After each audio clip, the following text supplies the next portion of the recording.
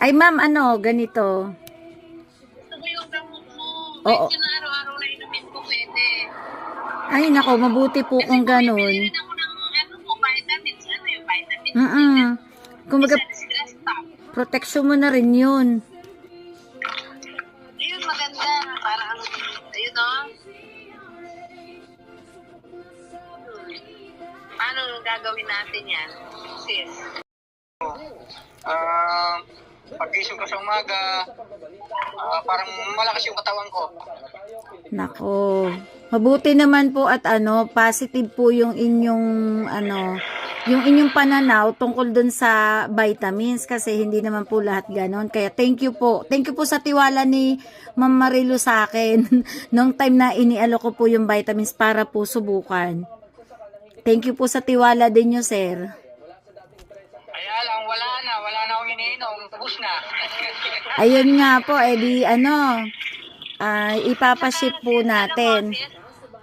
Nawawala yung boses. At saka kasi alam mo, may piksa siya noon, may piksa. Oh. Hindi gumagaling-galing yung piksa niya, tumatalon-talon lang. Tapos may tatalon na may tatalon. Oh. Yung piksang ano na yun, hindi gumagaling. Naka-ano na siya ng gamot. Dalawang Yan o, ointment. kukunin mo. Dalawang ointment na napili niya. Dali, sis.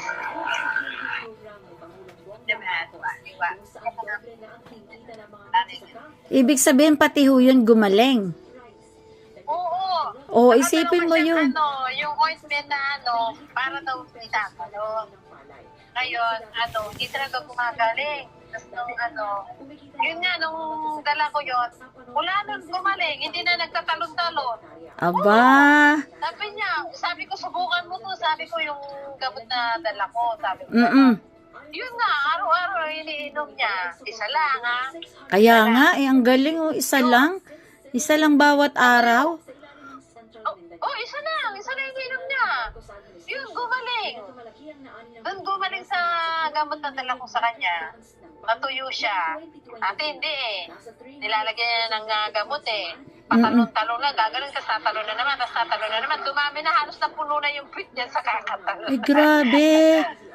Ibig sabihin, yung mga virus na yon talagang napatay ng isang kapsula per day. Ang galing.